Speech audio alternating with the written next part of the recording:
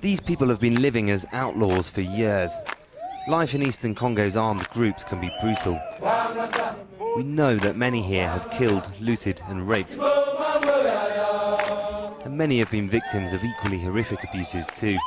But now they've abandoned their militia and come out of the bush. In this transit camp, each day starts with a parade and song. Wooden guns are now in place of the real ones they know so well. Their new masters are government soldiers. They're trying to bring discipline and control. But keeping former fighters in order is no easy task. That's Colonel Banza Mufwankole's job. He tells us there's over 6,000 combatants, women and children here, from over 20 different armed groups. They want to integrate. That's the process that I taught. Because the government give them some days to come to us.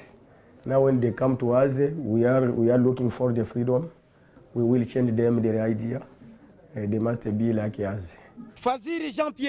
The government's worried they could go back to the bush. A daily register's the only way to keep check. After weeks of living in the camp, a few have already disappeared. All of the people here have been living in the bush for years, even decades, so our arrival with a camera has attracted quite some attention. The conditions, though, aren't good. Most people are living in simple structures like this, made of leaves and sticks. Others are staying in tents.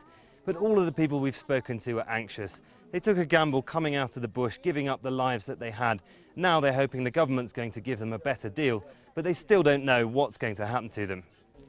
All the fighters here say they want to join the army so they can get a salary and support their families. But the government doesn't want that. There's a plan to take them to camps in other parts of the country for an unknown period. Stephen Ashimwe says he was a colonel in a group called the MPA. He wants to join the army and keep his rank. We led our troops just in the forest, and also we fought many different wars in order to protect our population. And protecting the population is the reason everyone here gives for having joined armed groups. But the reality is there's almost no jobs. Joining a militia can earn money from mineral mines or checkpoints on roads. But the army says it will now disarm them all by force if necessary. These men took a chance on coming out without a fight.